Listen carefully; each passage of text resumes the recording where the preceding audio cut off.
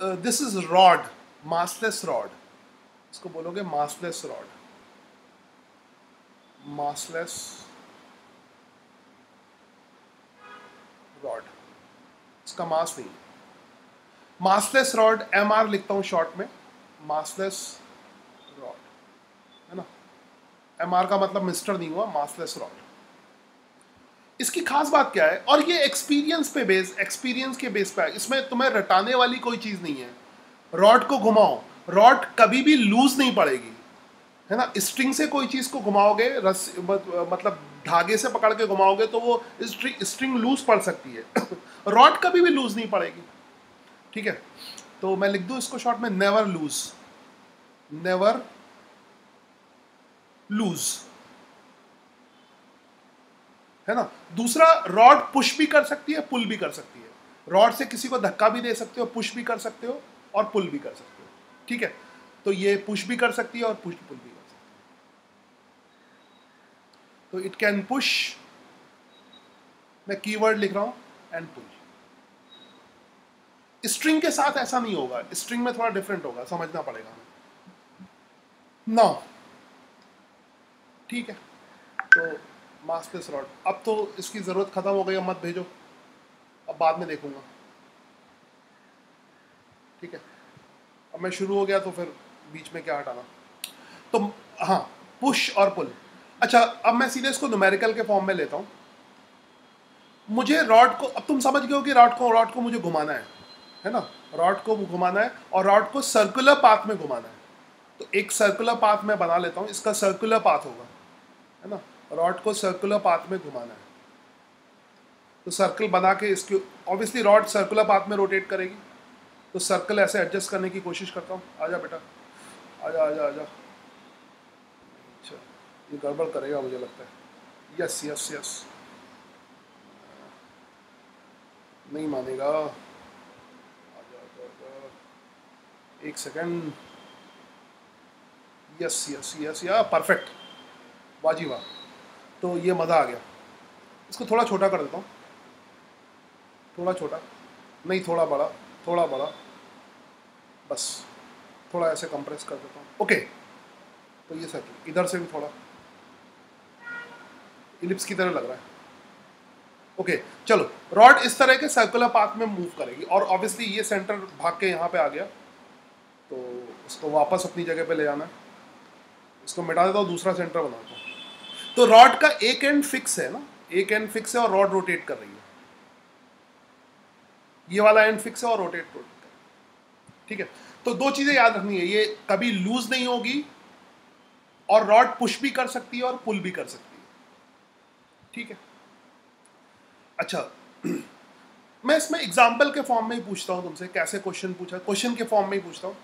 इसकी तुम्हें यहां पे वेलोसिटी निकालनी है, यहां पे वेलोसिटी निकालनी है। सीधा एग्जाम्पल लेता हूं, यू की वैल्यू निकालनी है। जस्ट एग्जाम्पल यहां पे लिख देता हूं, यू की वैल्यू निकालनी है, फाइंड यू, फाइंड यू। कैसे यू फाइंड करना है, सच दैट ये टॉप पे पहुंच जाए। क्वेश्चन सुन लो, अभी मैंने पूरा नहीं बोला है। फाइंड यू सच दैट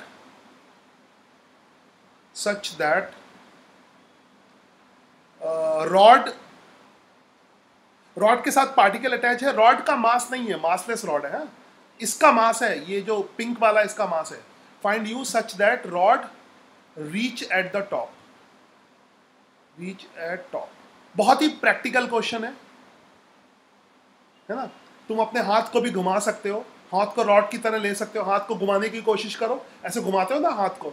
मेरा वीडियो देखने की कोशिश करो, है ना, मेरी शक्ल देखने की कोशिश करो। ये सब क्लासरूम में होगा, ये नौटंकी क्लासरूम के, यही बस मिसिंग होता है। तो फिजिक्स में नौटंकी बहुत होती है ना, तो वो जो है, अपने हाथ को घुमाओ, तो हाथ को बॉटम पे वेलोसिटी देनी है कि हाथ ऊपर पहुंच जाए, जस्ट ऊपर पहुंच जाए। मतलब इस रॉड की यहाँ पर वेलोसिटी 0 हो। भी दे सकते हैं, हाँ, मिनिमम वेलोसिटी या फिर कितनी भी। हाँ, मिनिमम वेलोसिटी, यस, ये अच्छा बोला है तुम, समझदारी। ये मिनिमम वेलोसिटी कितनी है, कितनी भी नहीं, मिनिमम एक्चुअली में मिनिमम ना भी बोलो तब भी चलेगा, अगर you find you so that, क्योंकि अगर ज़्यादा वेलोसिटी दोगे तो यहाँ पर कुछ वेलोसिटी होगी, ठीक है। तो मिनिमम वर्ड यूज नहीं भी करोगे तब भी ये चलेगा। Such that rod reach at the top. Reach at the top का मतलब है कि टॉप मोस्ट पर वेलोसिटी जीरो होगी। अगर उस वेलोसिटी से ज़्यादा वेलोसिटी होगी तो ऊपर कुछ वेलोसिटी होगी। हम क्वेश्चन के फॉर्म में कर सकते हैं, तो मिनिमम लिखा भी हो सकता है, नहीं भी लिखोगे तब भी चलेगा, नहीं भी लिखोगे तब भी चलेगा। मैंने ये बोल रखा है कि टॉप मोस्ट पॉइंट तक पहुंचना है, उस पर वेलोसिटी जीरो है, ठीक है। अब कुछ नहीं करना है, एनर्जी कंसेप्ट लगाने। एनर्जी कंसेप्ट से बहुत आसानी से सवाल होते हैं। फिलहाल मैं एनर्जी कंसेप्ट में अब फालतू कई मेथड नहीं यूज़ करूँगा। एक दो सवाल मैंने कर दिया मल्टीपल मेथड से, अब एक ही मेथड यूज़ करूँगा। एक या दो मेथड अच्छा लगेगा, दो मेथड कर सकता हूँ, जिसमें जो भी है ना। वैसे भी सारे मेथड वर्क एनर्जी थ्योरम से आए हैं, तो मैं सजेस्ट करूँगा कि अगर तुम्हें कन्फ्यूज़न हो रहा है एनर्जी कंसेप्ट में तो वर्क एनर्जी थ्योरम ही यूज़ करो, जाने दो, ठीक है, क्योंकि सब कुछ वर्क एनर्जी थ्योरम से ही निकला है ना। तो वर्क एनर्जी थ्योरम यूज़ करो। तो वर्क एनर्जी थ्योरम क्या कहती है कि work done by all the forces is equal to change in kinetic energy. अब कुछ नहीं है, मैं बस इसी को यूज करता रहूंगा, ठीक है। अब कोई नया टॉपिक नहीं है, इसी का इतना एप्लीकेशन है कि ये सबसे ज़्यादा एप्लीकेबल चीज़ है। Work done by all the forces is equal to change in kinetic energy. नए बच्चे फिलहाल जाओ, ठीक है, पिछले टॉपिक्स पे देखो, है ना। इसको वर्क एनर्जी, वर्क का कंसेप्ट समझाने में कम से कम 7-8 लेक्चर लगे हैं, 7-8 घंटे।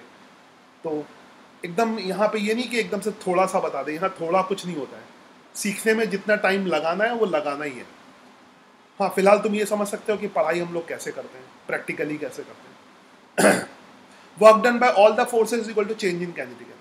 अब इसमें किसका किसका वर्क डन होगा, या तुमने वर्क पावर एनर्जी अगर पढ़ा होगा 9th क्लास में तो थोड़ा थोड़ा समझ में आ जाएगा, तो देख लो।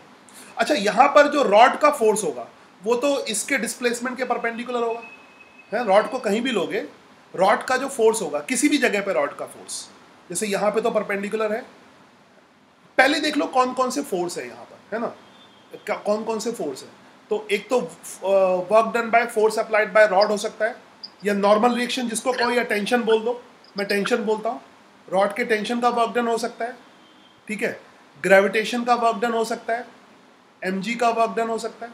बस दो ही तो है। फ्रिक्शन यहाँ पे नहीं है, एयर फ्रिक्शन कुछ नहीं है ना, एयर फ्रिक्शन नहीं है और बाकी कोई फोर्स नहीं है। तो रॉड के टेंशन का देख लें।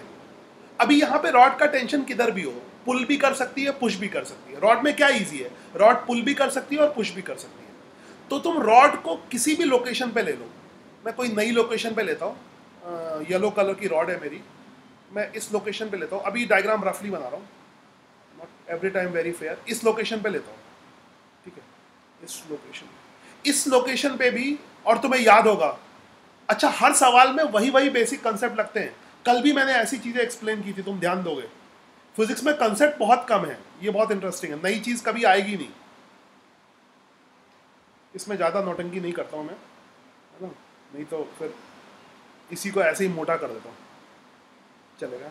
तो यहाँ पे देखना, ये बॉल रेस्ट पे है ना। बॉल फिर से बोलो, बॉल किस में है? पे तो रेस्ट पे ही है ना। रेस्ट पे मतलब सवाल ढंग से पूछो सर। फाइनल पे मतलब रेस्ट पे, फाइनल रेस्ट पे आएगी। अपना हाथ घुमा के देखो, टॉप में पे रेस्ट पे रुक सकता है? रोकने की कोशिश करो, नीचे आ जाएगा। वो जरा सा इधर करोगे, रॉड ऐसा, हाथ अपना हाथ ले जाओ ना, हाथ को यहाँ तक ले जाओ, फिर इसके बाद अपने आप नीचे आ जाएगा। वो यहाँ पे रोक के रखोगे तो रुकेगा, जरा सा भी इधर कर दोगे तो यहाँ पे रुकेगा नहीं, ये हल्का सा इधर उधर हो जाएगा, नीचे आ जाएगा। तुम्हें यहाँ पे ऊपर हाथ रोकना पड़ेगा, हाथ को ढीला छोड़ दो, ऊपर हाथ ले जाओ, हाथ को ढीला छोड़ दो, तो या तो इधर आ जाएगा या तो उधर आ जाएगा, ठीक है। यहाँ पे रोके रखना पड़ेगा। तो यहाँ पे रेस्ट पे नहीं आया, ये घूम रही है रॉड ऐसे, ये घूम रही है, घूम रही है, घूम रही है, लगातार घूम रही है, ठीक है। तो यहाँ पे वेलोसिटी जीरो हो गई, मगर इसके जस्ट नीचे आते ही वेलोसिटी कुछ ना कुछ हो जाएगी और फिर नीचे आ जाएगा। अपने हाथ को घुमाने की कोशिश करो, ठीक है। तो फिलहाल देखते हैं कि टेंशन जो है वो या तो पुश करेगा या पुल करेगा। तो जो टेंशन है, टेंशन तुम्हें पता है ये वेरिएबल फोर्स है, कल भी ऐसी चीज आई थी। और टेंशन डिस्प्लेसमेंट, इसका हम क्योंकि वेरिएबल में शॉर्ट डिस्प्लेसमेंट लेते हैं, इंटीग्रेशन। अब ये सब बेसिक वगैरह आने चाहिए, इसको सिखाने में सिखाया। तो dx डिस्प्लेसमेंट ये है, dx डिस्प्लेसमेंट ये है। ठीक है, तो टी और डी एक्स एक दूसरे के परपेंडिकुलर होंगे, एक दूसरे के परपेंडिकुलर होंगे, हर जगह होंगे, तो टेंशन का वर्क डन तो हर जगह जीरो होगा, ठीक है। तो टेंशन का work done and that is equal to change in kinetic energy, that means final kinetic energy minus initial kinetic energy, ठीक है। डेल्टा के को क्या लिखोगे, final kinetic energy minus initial kinetic energy. समझ आई बात? टेंशन का वर्क डन तो जीरो होगा आंख बंद करके। याद रखो हम इसमें कोई भी पोटेंशियल एनर्जी वगैरह का कंसेप्ट नहीं लगा रहे हैं, तो उसको अपनी तरफ से मत घुसेड़ना, ठीक है। तो जो लगा रहे हो, अगर तुम वर्क एनर्जी थ्योरम लगा रहे हो तो भूल जाओ पोटेंशियल एनर्जी क्या होता है नहीं होता है, तुमने पढ़ा ही नहीं है। इस चैप्टर में अगर तुम्हें एक लाइन भी पढ़ा दी गई ना, वर्क एनर्जी थ्योरम, खत्म कहानी, ठीक है। मगर पोटेंशियल एनर्जी लगाना है तो पहले ढंग से पढ़ो उसको कि पोटेंशियल एनर्जी क्या चीज़ है, ठीक है। फिलहाल मैं नहीं लगा रहा, मैं work done by gravity calculate कर रहा हूँ। इसका ग्रेविटी का जो वर्क डन है वो डाउन, मतलब ग्रेविटी जो फोर्स लगेगा वो डाउनवर्ड होगा, ठीक है।